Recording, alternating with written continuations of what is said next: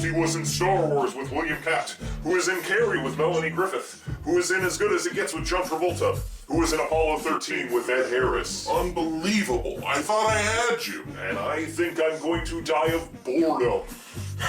No more 6 degrees of good Kevin Bacon. Man, waiting for evil Josh to kill us is the pits. You don't suppose they maybe killed him?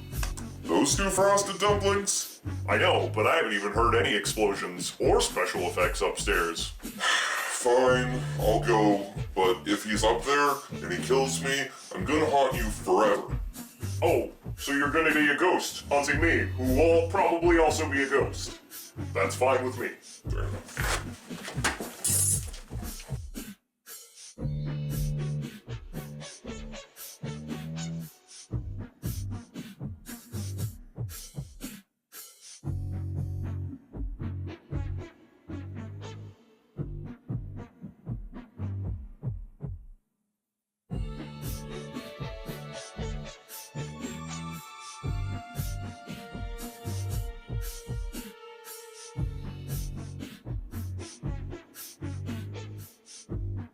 See? There's not even any rubble. Well, what the shit? How did Alexander Dumbass and Victor Hugo manage to defeat him? Number 1, we need more to read in the bunker than your 19th century French literature collection. Sacre bleu. And number 2, maybe Josh cut his head off to get to the creamy quickening nougat. What is nougat? We don't have time for that. We have to find out who won. Well, let's use the pan-dimensional eidetic rasterizer.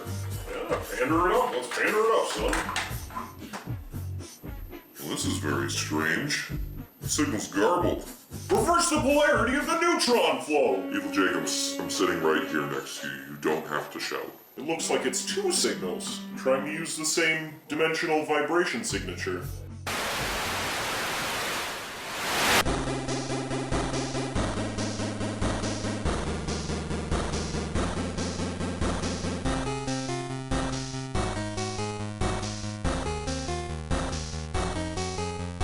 Welcome to Jake, and just Jake reviews everything. I'm Jake, and Welcome to Trev Reviews Everything.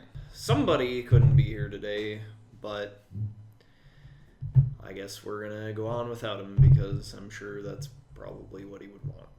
So, I know in my heart that if Jake were here, he would want me to continue.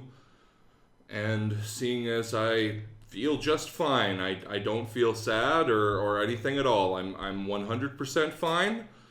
So we're just gonna go ahead. let's get right into it.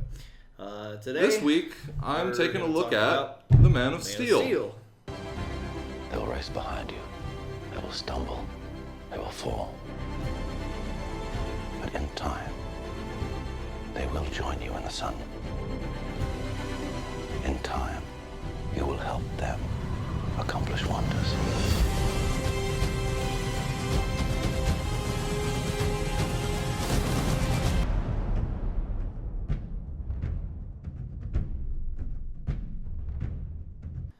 It stars a guy and a girl, another guy, and some other people. It has a lot of action, as it should. It has a pretty good story.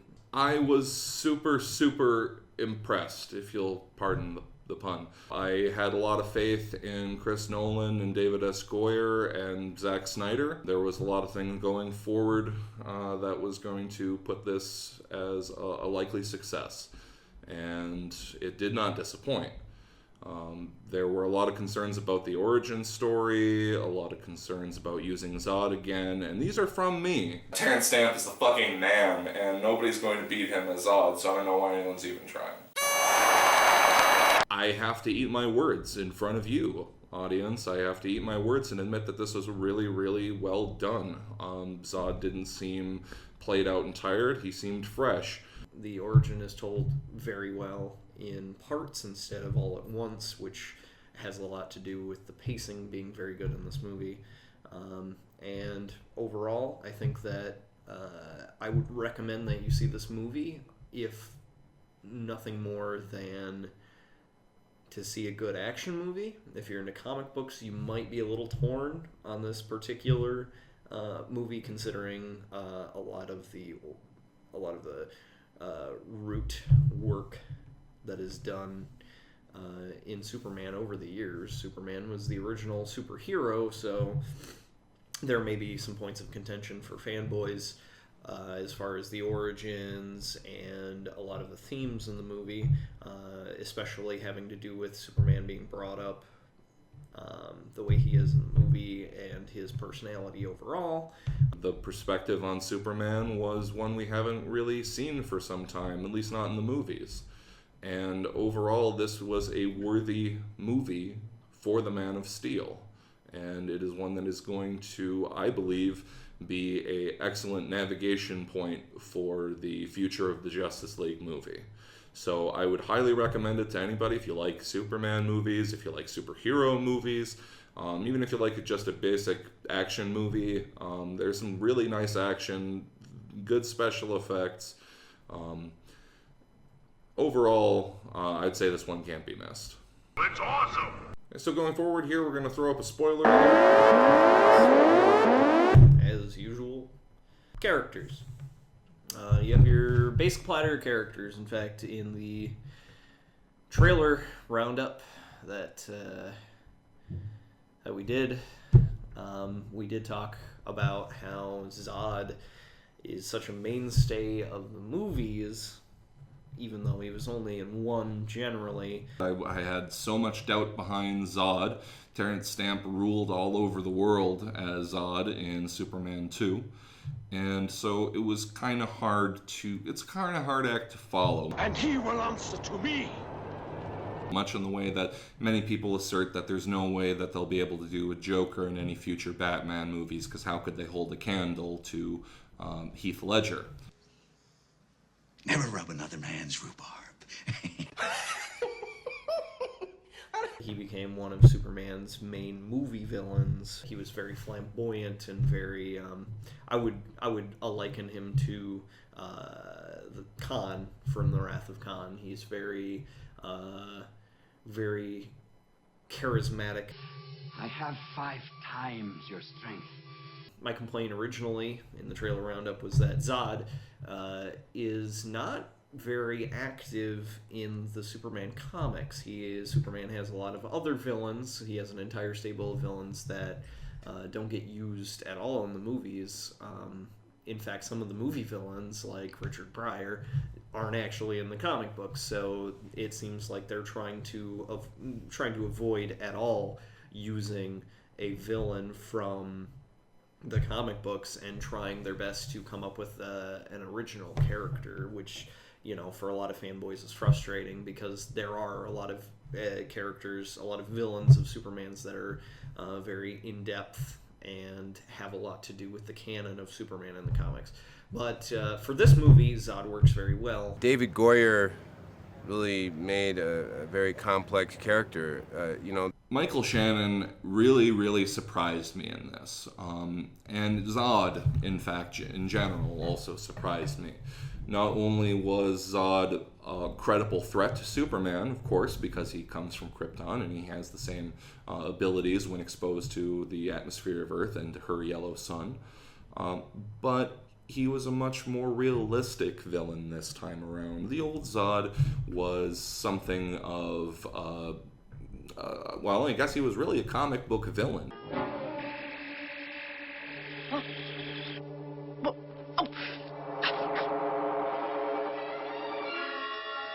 How did you do that? His methods and his reasoning was rooted in revenge, his vendetta against Jor-El, and how that would carry over in his need to carry out that revenge on the son of Jor-El. In this one, he is almost a sympathetic character. What you have is a Zod who is the leader of the Kryptonian military, and he was designed to be a military leader. Great leaders aren't born, they're made. So we know that he's not just a cackling madman, he is interested in preserving his people. He has a noble goal now. You have Superman, obviously. the guy who played him did it awesomely. Henry Cavill, who I'm not particularly familiar with as an actor. Does he know of my rage? Does he know that I live only to see his blood at the end of my sword? Did, for me, a phenomenal job as Superman. He really does embody the farm boy. He embodies the save everybody mentality of Superman.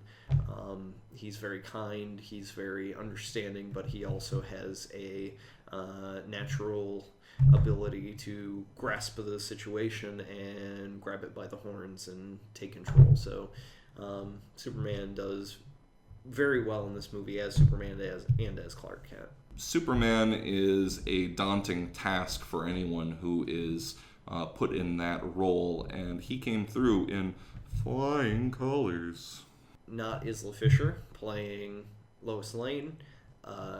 She is also very good. My only complaint about the Lois Lane character in general is that it doesn't have much more than just being there as a mainstay Superman character in the movie. Really didn't see her as an archetype of a comic book heroine, and I liked that. She's there for a reason, but she doesn't have a whole lot of personality besides being just Lois Lane, the reporter. So she actually gets thrown into some scenes in the movie where it feels like she doesn't really need to be there, and in some cases, logistically, she wouldn't be there. The Ma and Pa Kent roles and also the Jor-El roles are played very well for their role in molding and shaping Superman as Superman. Russell Crowe, who has recently been taking a bit of a beating since his role in Les Miserables. And I'm Javert. Do not forget my name. Is back here in fine form.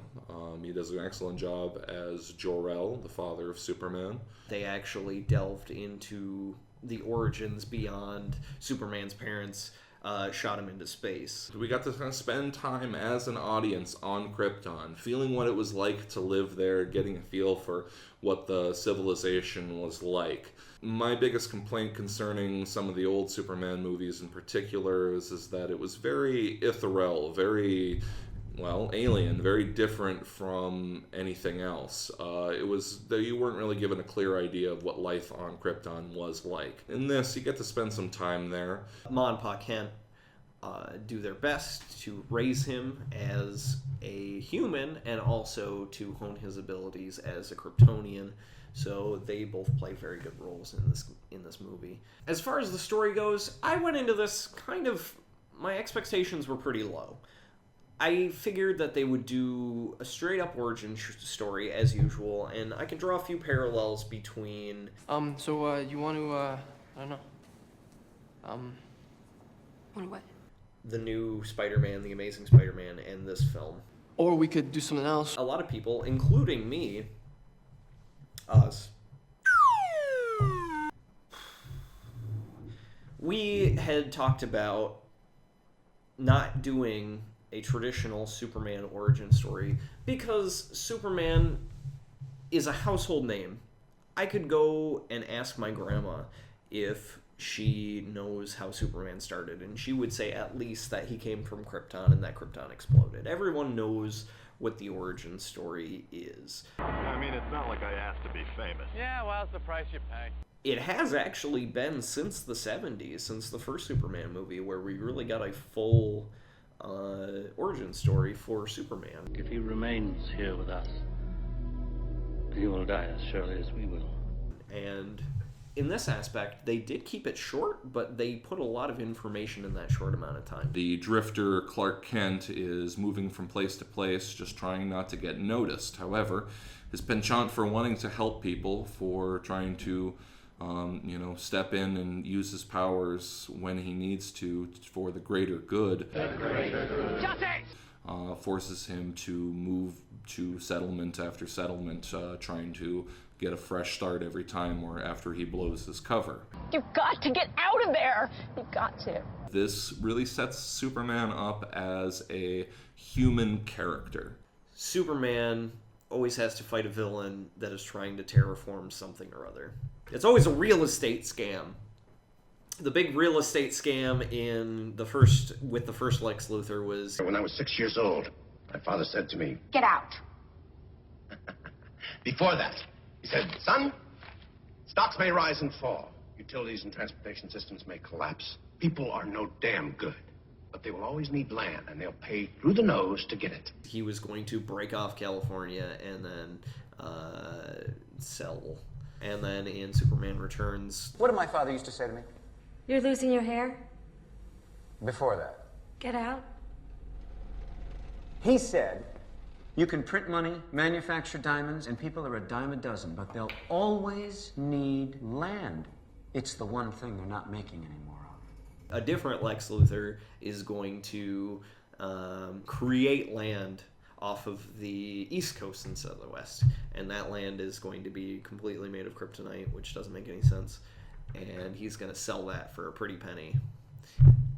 In this movie, it's not so much about real estate, but it is about terraforming, which is the same thing the other two Lex Luthors were trying to do. At one point, Zod decides that in order to reinstate the Kryptonians, he has to turn Earth basically into a surrogate Krypton, so he has to terraform it. Tertiary characters. Superman's not the end-all for everything. In the Avengers movie, we get that S.H.I.E.L.D. is kind of a paramilitary organization. Welcome to S.H.I.E.L.D., the Supreme Headquarters International Espionage Law Enforcement Division. But what they really need to fight an alien invasion led by Loki is the Avengers.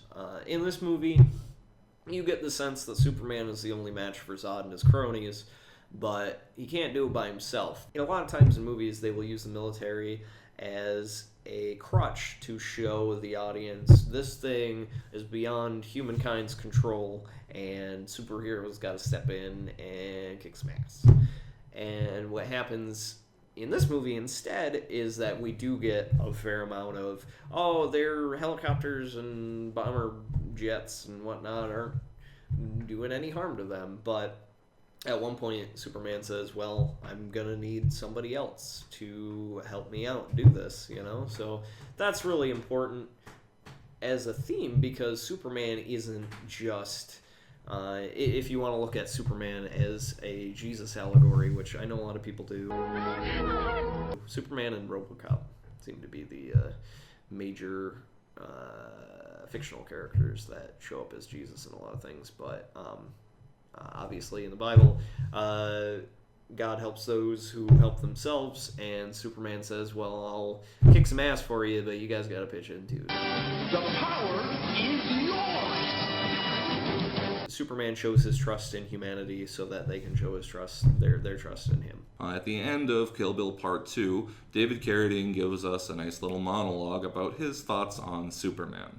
As you know, I'm quite keen on comic books. The crux of the argument, of course, is that Clark Kent is the critique of humanity, this bumbling, stupid, clumsy, oblivious person, and those are the qualities he is reflecting back at us because that's what he sees. Superman is not Superman first and Clark Kent second. If he was an alien that had arrived on Earth as a full-grown adult and then assumed the identity of Clark Kent, then there would be something to what he's saying. But he didn't. He arrived as a baby and spent the formative years of his life believing himself to be human because he had no reason to believe otherwise. When confronted with being different, when his father does tell him, it frightens him, it horrifies him. Before his father finally tells him, he had recently enacted his super strength to save a busload of kids, as you've probably seen in the trailers. Somebody talking to the Kent family suggests that Superman might be gifted with the strength by God, which terrifies Clark even more than the fact that he was just different.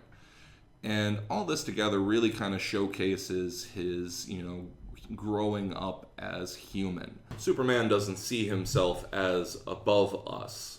He sees us as like him, but not like him. It's part of his fundamental identity, and to say that Superman is some, alien overlord who looks at us as pathetic ants It's, to me, a ridiculous notion. And if we take the depiction of Superman in this as canon, which of course we are forced to because it is the Man of Steel, then that shows through in this too. He runs. He spends his whole adolescent life running from that responsibility. Which of us hasn't run from some, overshadowing responsibility at some point in our lives? They've done an excellent job of relating or being able to make Superman relatable to you or I, which was one of the biggest problems with Superman since who can remember when. The Shadow knows. Another problem I had with the plot was that at one point they explain that the reason Superman is so powerful on Earth is because of not only Earth's yellow sun, which is canon, that's from the comic books, but because of Earth's atmosphere, the amount of, I assume, chemicals or, oxygen or whatever that's on the planet enhances his biological makeup because he's from Krypton. He's been called the greatest, the strongest, the first among heroes.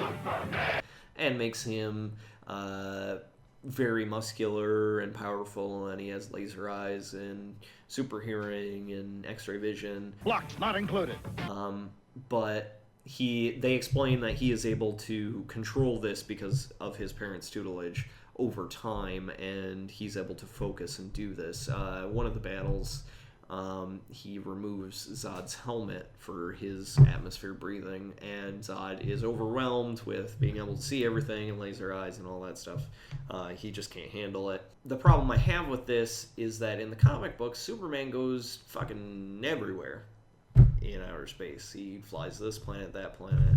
If you consider crossovers, at one point he fights aliens, the titular aliens from Aliens. So being away from Earth's atmosphere, in the movies at least, would probably sap Superman's powers somewhat. In the comic book, Superman uses the sun as more of a battery. He can charge up, and if he goes off into space for space adventures, then he's fine for a while. But at some point he has to recharge from the Earth's yellow sun. The Justice League, let's talk about that. I feel like the Justice League is so far behind Avengers. A lot of people look at it as an arms race, and I agree. The Marvel has had many steps ahead of DC as far as putting a team together of superheroes. Marvel did it excellently, just so perfectly, that DC is going to be hard-pressed to meet that standard of excellence. We all need heroes in our lives. Sometimes we find them in the most unlikely places. And Superman's a good starting point out of the gate. The Justice League movie is pretty much a guarantee at this point. They've made it through the rough waters. They've made it past the harbor, if you will, and while I admit it would still, of course, be possible for poor performing other movies that will make up the core of the Justice League to follow, could sink this ship. At worst, I think it will sink the possibility for the particular heroes. For example, if they were to make a Martian Manhunter movie and it were to bomb, I don't think that they would scrap the whole Justice League project, although we would probably not see our favorite lover of Oreos, or is it Chacos? Anyway, he wouldn't probably make it in the movie. But based on the strength of this film alone, I feel confident that we will see a Justice League movie in the near future, and that's good for us, and that's certainly good for Warner Brothers and DC. You know what the secret to living happily ever after is? Money and power. In the end, Superman's identity can really well be encapsulated if you think about these three principles that seem to stick out to me, and perhaps they will to you if you've seen this or when you see this. The first one is hope. Now, this one's pretty obvious, even in the trailers. What's the S stand for? It's not an S. On my world, it means hope. The second main pillar of Superman's character is strength and power. He has enormous power and strength. The man can move worlds. The man can withstand titanic levels of damage. As it's been classically put in the mythos before, powers and abilities far above those of normal men. And the third pillar, of course, is self-restraint and control. What's important about Superman is not only what he does, but what he does not do. The fact is that if he only believed in peace on Earth, then he could force everybody into it, much like he did in the much derided Superman 4. I'm going to do what our governments have been unwilling or unable to do. Effective immediately, I'm going to rid our planet of all nuclear weapons.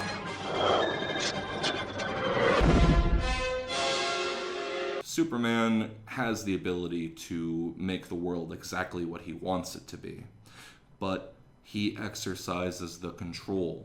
He exercises the self-restraint to not force his will on the people of this world.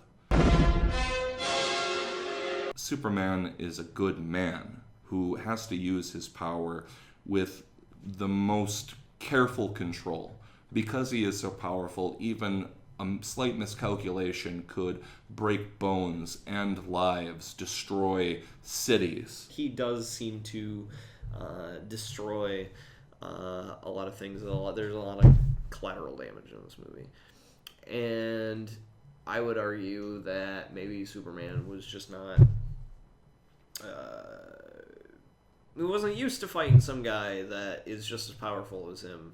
But for that, the stake of the world was at stake.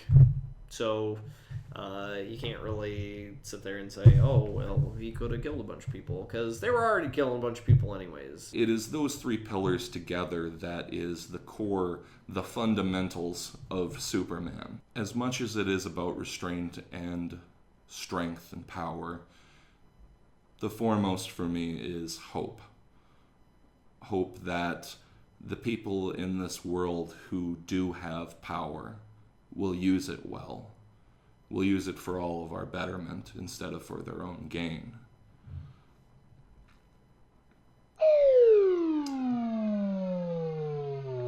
And that's principally why I feel that Superman is one of the most important characters in fiction, let alone merely comic books. So my final thoughts on this movie. It's really good. If you would like to see a good superhero movie this year, I would say go to this. Let's hope that DC pulls it together for some other movies. They did Batman well. They've done Superman well now. If they throw in a good Wonder Woman, possibly a better Green Lantern, and Blue Beetle and Booster Gold, then, well, I guess Martian Manhunter, whatever. I think that some fanboys will be upset, but overall, I enjoyed it, and I think that a general audience will enjoy it too, and general audiences have enjoyed a lot of movies that I fucking hate anyways, so there's that. But aside from that, Superman comes across as Superman. That's all you can really ask for in a movie. You don't want a cheesy Superman. You want a good, strong Superman you can get behind. Ooh. I can get behind the Superman. All the tertiary characters did very well. Zod did very well. Yeah, go and see this movie. It's good. It's very good. Go and see it with a friend.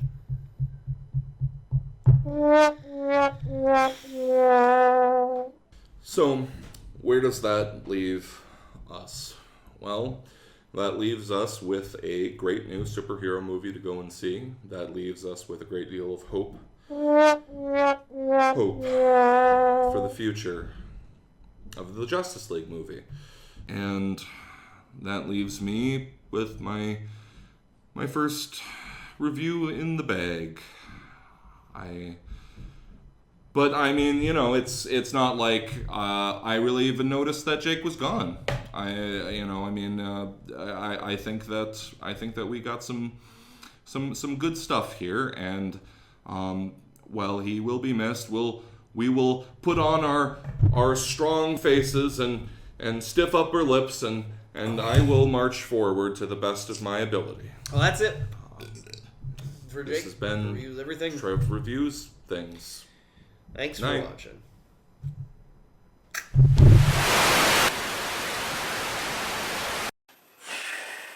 Well, this was just... No reviewing. Something. It was a thing. Yes, it certainly was that. Oh my god, that just made me feel so sad on the inside, and now I'm feeling sad on the outside. Enough. You guys cussed up big time. How did you get this Dimensions number? What, you guys think you're the only ones that can pander? We can pander with the best of them. Fine. But this isn't our fault. It's Evil Josh's fault. He's the one who did it. Evil Josh was just a mad dog. We want the ones who took him off his leash, which is you two jerk butts. Well, what are we supposed to do? The two competing signals are going to make it impossible for us to call them. Well, that's your problem. Those two are total bummers without each other, and you two get to fix it. And if we don't? Then we'll come after you. All of the League. Gasp! Even Fabulous Jake and Trev?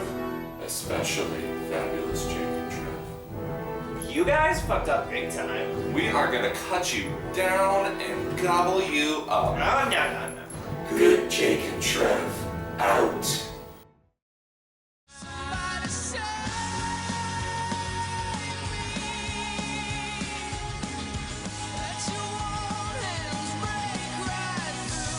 Peanut butter disaster.